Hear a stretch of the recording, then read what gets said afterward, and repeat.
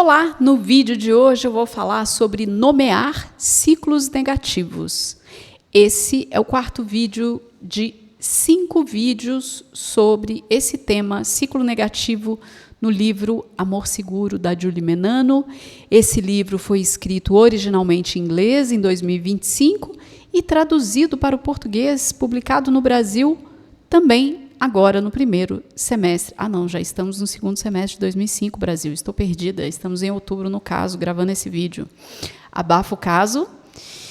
E aí, se você chegou aqui agora, e esse é o seu primeiro vídeo, eu te sugiro fortemente que você pause esse vídeo, salve e assiste mais tarde, clica no vídeo aqui na tela que está escrito aviso para você assistir desde o início, porque tem uma base teórica que estrutura esse livro, que é a teoria do apego, do nosso queridíssimo John Bowlby. Se você nunca ouviu falar, está tudo bem, mas se você ler desde o início, você vai acompanhar com muito mais sentido, eu diria, para ficar familiarizado com nomes que eu já estou falando aqui, porque eu expliquei lá atrás com as primeiras partes do livro. Tá bem? E se você já vem acompanhando, seja muito bem-vindo, seja muito bem-vinda. E se você que caiu aqui de paraquedas pela primeira vez, deixa eu me apresentar. Meu nome é Thaís Tosati, eu sou psicoterapeuta, especialista em individuação, atendo adolescentes e adultos sobreviventes de relações tóxicas e especialista na terapia breve do resgate da criança interior. Vamos lá, Brasil? Essa é uma parte muito interessante, que é nomear os ciclos negativos. Então, a Julie Menano já falou um pouquinho disso lá atrás, né? Quando ela diz assim, uma das estratégias que ela ensina para os clientes dela, que ela é terapeuta de casais, que é começar a hora que der a treta, falar, opa, estamos no ciclo negativo. Isso aqui é o ciclo negativo. O ciclo negativo é o inimigo. Então, ela vai dizer alguma coisa. É o ciclo negativo falando, não vamos deixar que vença. Você e este relacionamento são mais importantes para mim que esse ciclo negativo. O ciclo negativo é o inimigo, mas não é só nomear o ciclo negativo que pode te ajudar a interromper o ciclo negativo, mas também nomear as armadilhas que, em geral, tem dentro dele. E a Julie Menano vai trazer 3 para a gente, que é quem é a pessoa má, quem sofre mais e boi na linha. Elas podem acontecer em qualquer tipo de ciclo negativo, para qualquer estilo de apego que cada parte tem em relação ao que está acontecendo. Tá certo? Então, vamos começar pelo quem é a pessoa má aqui na história. Que a gente também podia dizer quem é o inimigo aqui. Lembra que a Julie Menano trouxe para a gente? Que essa é uma coisa que pode acontecer durante o ciclo negativo, que é a minha sensação de que o outro é o inimigo, então a gente entra aqui num ataque, numa luta. Mesmo quando uma pessoa está claramente errada, ela pode lutar para provar que é boa. No momento, não pode ser vista como má, porque pode parecer uma questão de vida ou morte. Eu amo essas questões da psicologia e neurociência e tals, que é assim, na minha cabeça, é como se estivesse tirando os véus, assim, desvendando o enigma, decifrando o código. Porque na hora que o bicho pega, qual que é a sensação? Gente, essa pessoa não está vendo o que ela está fazendo? Claro que é errado. E ela está dizendo que não, que está certa. E o que pode estar acontecendo, lembrando que se você não assistiu o aviso, assista, porque esse livro não é para relações tóxicas, abusivas, violência doméstica, é para pessoas que têm minimamente consciência, está vivendo uma relação e tem um comportamento minimamente funcional e que está ali bagunçado com as suas bagagens de infância e adolescência, certo? Então, a pessoa pode ter essa sensação de que ela está certíssima. Até porque quando ela entra em contato de que ela está errada, a sensação é de vida ou morte. Por que eu falo que eu gosto desse tipo de conteúdo? Porque é muito bonito ver como, quando a gente entende minimamente de psicologia e neurociência, você consegue ver quanto a gente pode ser dominado por questões neurobiológicas numa situação de uma briga. Então, quando eu entro em contato com esse lugar de que eu tenho que provar que eu estou certa, porque eu estou desregulada emocionalmente, meu córtex desligou, entro em contato com uma ferida minha ancestral, de rejeição, de abandono, e que sim, isso significava morrer. Imagina, caçadores, coletores, pego por um predador, ele pode sim morrer, ou com uma ameaça à espreita. Então, é muito interessante ver como é que a gente fica nesse presente e passado, quando a gente entra em luta e fuga, em congelamento, certo?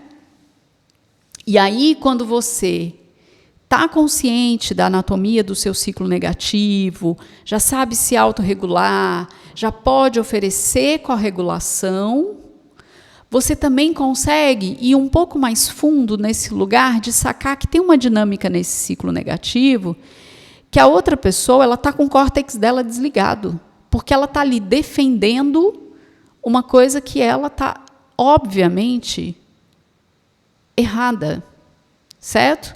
Mas está embolada no ciclo negativo. Por isso que o ciclo negativo é o inimigo, porque a pessoa fica cega, córtex pré-frontal desligado. Então, ela está ali cheia de medos primitivos. E aí, você pode ser a pessoa que diz, opa, acho que a gente está numa dinâmica aqui para saber quem é a pessoa má.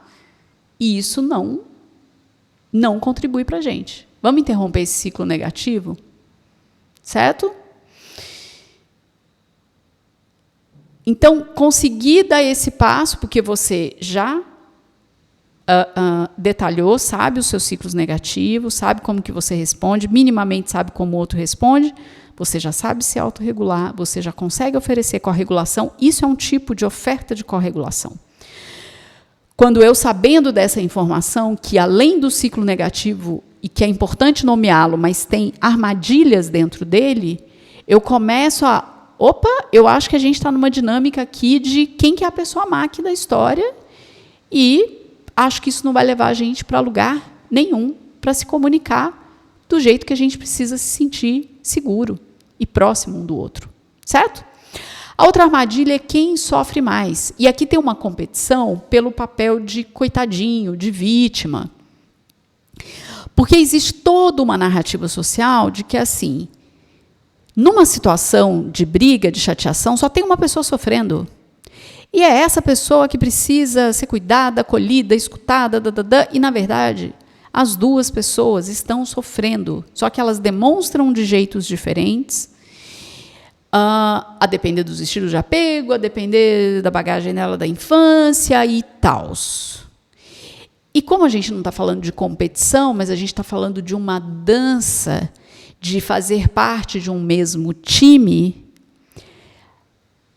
é importante levantar essa bandeira e dizer, opa, acho que a gente está aqui numa situação para ver quem é que sofre mais, e nós dois estamos sofrendo.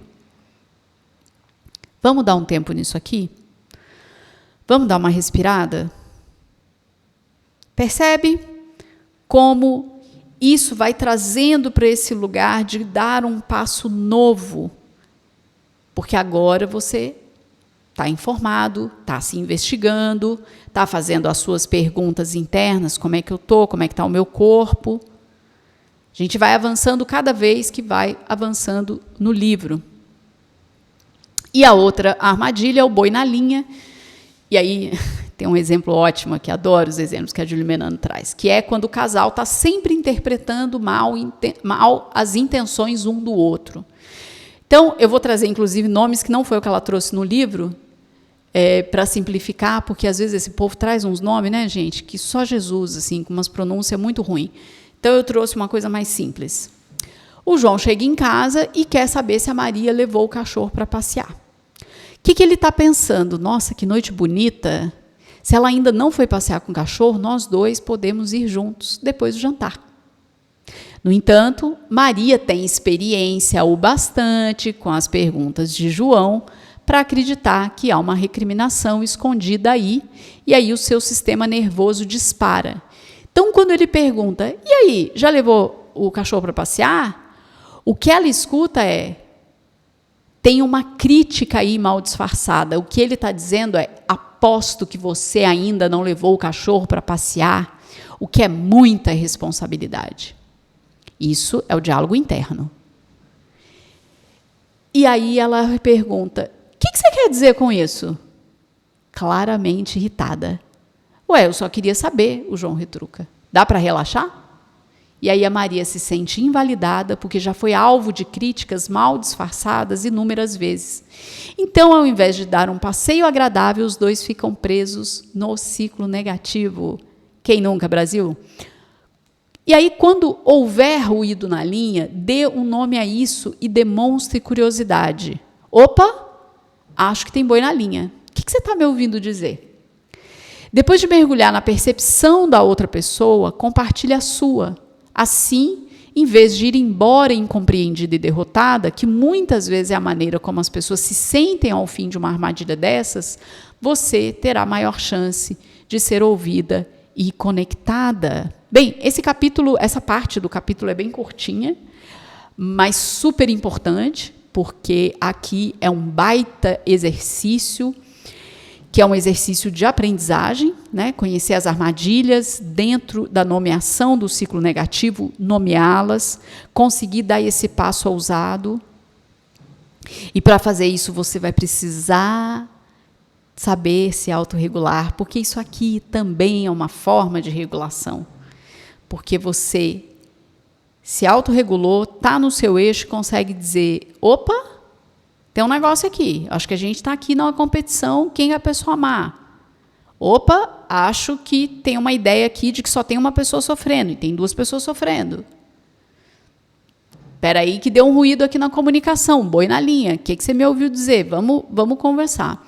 E é claro que conforme você for exercitando isso, se você é uma pessoa que tende a alterar o seu tom de voz, que tende a ser uma pessoa muito gestual como eu, você vai também aprendendo, conforme você vai se autorregulando, a modular esse tom de voz. Porque quando a gente está falando de desorganização emocional, esse lugar do tom de voz, e algumas pessoas podem até dizer, não, mas é o meu jeito.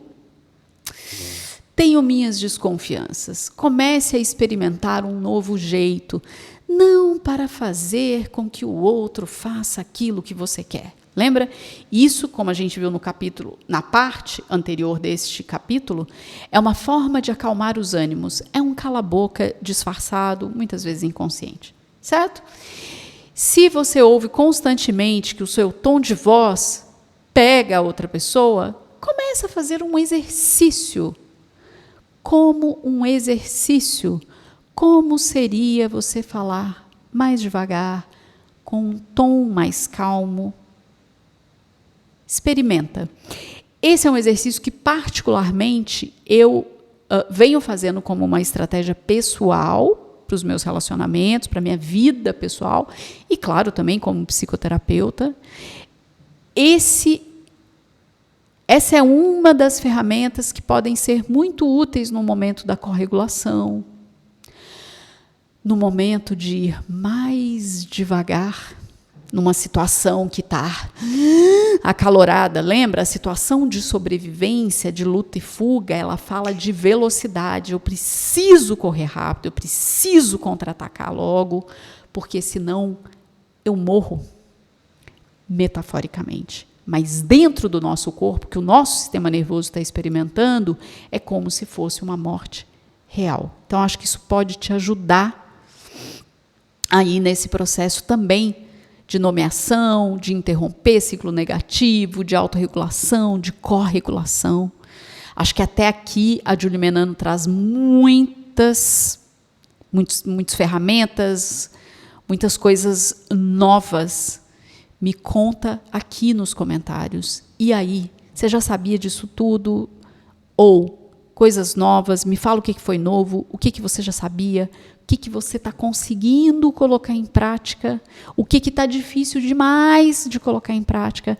eu vou gostar de saber e as outras pessoas que assistirem também podem se beneficiar do que você trouxer. Eu sei que às vezes parece uma bobagem, mas sim, pode fazer diferença. Eu já fui muito beneficiada com alguns comentários, inclusive aprendi a fazer isso, venho aprendendo, que é assistir alguns vídeos e ir nos comentários. Eu vejo que algumas pessoas nos comentários têm uma generosidade de contar como é que está sendo o processo dela, o que ela já sabe disso, às vezes fala de um livro, de um filme, alguma coisa que acrescenta.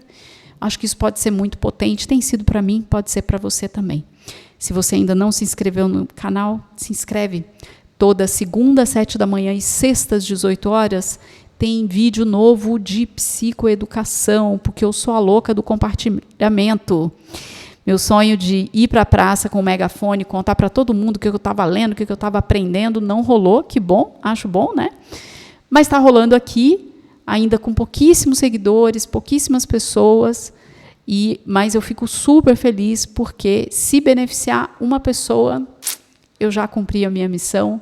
Eu não faço esse conteúdo para ganhar dinheiro, não monetizo o canal, não tenho nenhum problema quanto a isso, não faço porque esse não é o meu grande objetivo, mas é de fato compartilhar conhecimento desse naipe de qualidade que me ajuda tanto pessoalmente, profissionalmente e pode ajudar você também.